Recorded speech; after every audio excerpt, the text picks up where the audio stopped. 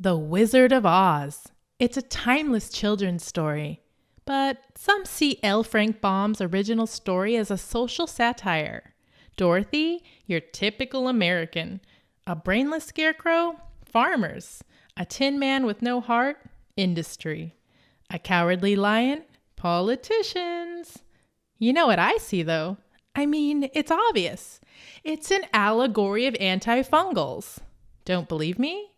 Get out that old Dark Side of the Moon record, wait for the third lion roar, and follow me. We're off to see the wizard, the wonderful wizard of Azoles. Azoles include the imidazoles ketoconazole, miconazole, and clotrimazole, as well as the triazoles, itraconazole, fluconazole, and voriconazole.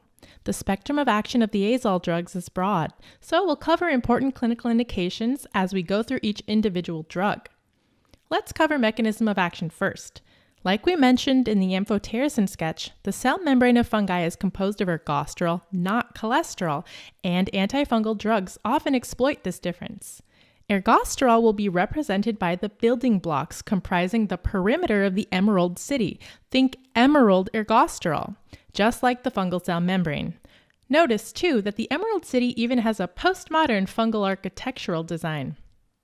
The antifungal activity of azole drugs results from the inhibition of ergosterol synthesis from lanosterol. So we'll sketch in some munchkin builders bringing ergosterol materials to the Emerald City wall. And we all know the story from there. Dorothy, after her house is picked up by the tornado, murders the first person she meets in the land of Azoles. Notice, her house has landed right in the middle of the Yellow Brick Road, crushing one of the Emerald City workers. Probably unionized in some kind of workers' guild, too. The Yellow Brick Road is closed, as indicated by this lane closed sign. Think of lane closed as lanosterol, unable to turn into ergosterol. Specifically, azoles hold the enzyme that turns lanosterol into ergosterol, fungal cytochrome P450. And if you take a look under the house, it's none other than our recurring cytochrome chrome bumper with CYP450 license plate attached to the back of a carriage, destroyed by yet another unreported workplace accident at the Emerald City. So, azoles halt the production of ergosterol from lanosterol by inhibiting cytochrome enzymes, while azoles exhibit higher affinity for fungal rather than human cytochrome P450 enzymes. All azole drugs are prone to drug interactions because they affect mammalian cytochrome enzymes to some extent. So remember these drug interactions for all the azoles covered in this scene. Voriconazole, especially, is a clinically relevant inhibitor of mammalian cytochrome P450. This makes sense in our scene because voriconazole is symbolized by a vortex or tornado. That same tornado that dropped Dorothy's house on the cytochrome carriage in the first place. So, when voriconazole therapy is started, dose reduction of a number of medications is required, including the cytochrome P450 substrates, cyclosporine, tacrolimus, and statins. A unique adverse reaction to voriconazole is visual disturbances. Blurry vision or flashes of light are a common but transient reaction and are represented here by these blurry flashes of light within the tornado. Changes in color vision can also occur. And that's why the tornado is traveling through a completely sepia-toned rural landscape. Voriconazole is a drug of choice for invasive aspergillosis. We'll sketch in the scarecrow guy to remind you of the scarecrow in our sketchy micro-aspergillus sketch. Let his hyphae-like strands remind you of the invasive hyphae of aspergillosis. And he's coughing because he aspirated dust from the vortex. The hay bursting from his lungs represents systemic aspergillosis. If he only had a brain, he would probably have a brain aspergilloma as well. This rural scene does not take place in Kansas this time, but Canada, because Canada is our recurring sketchy theme for Candida. Voriconazole has excellent activity against Candida species and is useful for treating Candida esophagitis in patients with AIDS.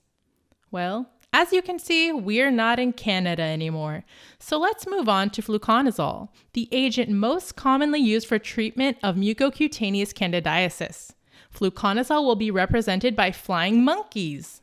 Again, we have the Canada flag. But now that we're in the land of azoles, it's in stunning technicolor. Unusual weather we're having, ain't it? Think of these patches of snow as the easily scraped off patches of Candida yeast infection on mucous membranes. Fluconazole has excellent activity against Candida species and is used as a one-time dose to treat vaginal candidiasis, as shown by this flying monkey getting pelted in the nether regions. Just one dose necessary there. Fluconazole is also used for the treatment of Candida stomatitis and, when given IV, esophagitis in AIDS patients, as represented here by the snow collecting in these esophagus-like gutters. Remember that Candida esophagitis requires systemic antifungal therapy. It should never be managed with local agents. These statues are adorning the top of a crypt. My guess is for the Wicked Witch of the East, to remind you that fluconazole is the agent of choice for treatment and prophylaxis of cryptococcal meningitis. In fact, fluconazole is used for lifelong maintenance therapy, and that's why it's represented by these statues, permanent fixtures guarding this crypt. I really want to emphasize its high levels of CNS penetration, so the flying monkeys will be wearing the recurring red meningitis mohawk helmets. Fluconazole has some activity against the dimorphic fungi, but mainly against coccidioidal meningitis.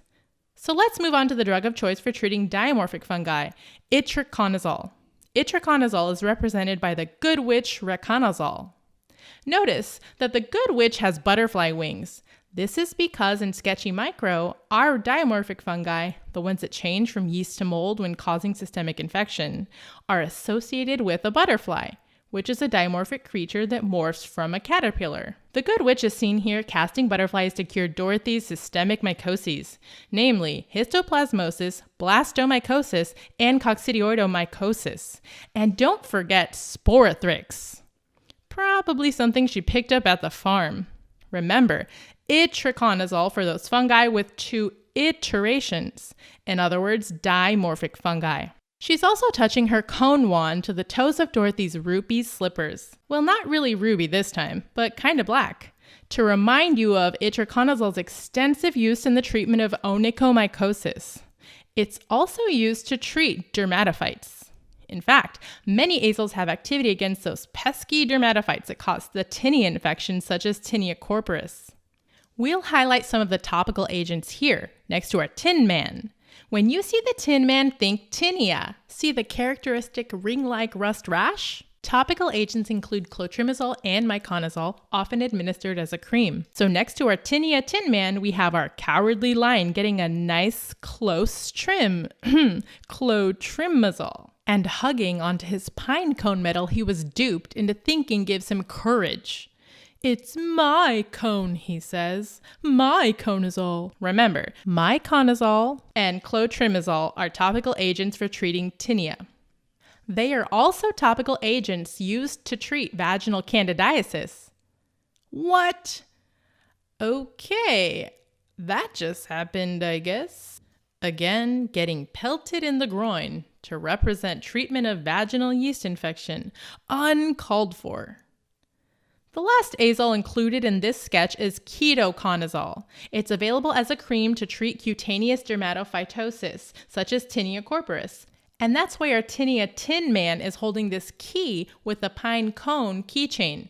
Ketoconazole is not usually used as a systemic agent because the other azoles have a much better safety profile. Ketoconazole has a greater propensity to inhibit mammalian cytochrome P450, for example. One important adverse effect we will highlight is the inhibition of adrenal steroid production, as well as gonadal synthesis of androgens and estrogens. Notice this key is fitting into a lock that looks like a kidney, with the bolt at the top representing the triangle adrenal gland. Think of ketoconazole as locking the adrenal gland. Specifically, it inhibits the first step of steroid synthesis from cholesterol, 1720 desmolase. If you look behind the locked vents, it's none other than the Wicked Witch of the West, of course. She is at her cauldron synthesizing steroid hormones. She's throwing in a basic cholesterol structure and is hoping to create some androgens and estrogens represented by the male and female symbols. Also, the moon face should evoke an image of the moon facies that can occur in Cushing's disease when ketoconazole can be used to help curb an otherwise overproduction of adrenal cortisol. So remember that ketoconazole puts a lock on steroid synthesis. And put it on that list of drugs that causes anti-androgenic side effects, such as gynecomastia. All right, let's sum up this sketch. Remember that the Emerald City is composed of ergosterol. Azoles work by inhibiting ergosterol synthesis from lanosterol. This is by inhibiting fungal cytochrome P450. Many azoles are prone to drug interactions because of this CYP450 inhibition. Voriconazole is a drug of choice for invasive aspergillosis, as represented by the vortex next to our hyphae-ridden scarecrow. Remember, we're not in Kansas, we're in Canada. Our symbol for candidiasis coverage with voriconazole and fluconazole. Our fluconazole flying monkeys demonstrate treatment of mucocutaneous infection such as vaginal candidiasis and systemic infection such as esophageal candidiasis. They don the red meningitis helmets because of excellent CNS penetration, especially important when treating cryptococcal meningitis, for which fluconazole can be used as lifelong maintenance therapy. Itraconazole is our good witch with butterfly wings representing dimorphic fungi such as histo, blasto, and coccidioidomycosis. Artinia tinman depicts topical treatments such as clotrimazole, miconazole, and ketoconazole. Remember that ketoconazole is like a key locking the adrenal, preventing steroid synthesis. Now, hover your cursor over the next button. Close your eyes. Tap your heels together 3 times and think to yourself, there's no place like Canada. There's no place like Canada. There's no place like Canada. There's no place like Canada. There's no place like Canada.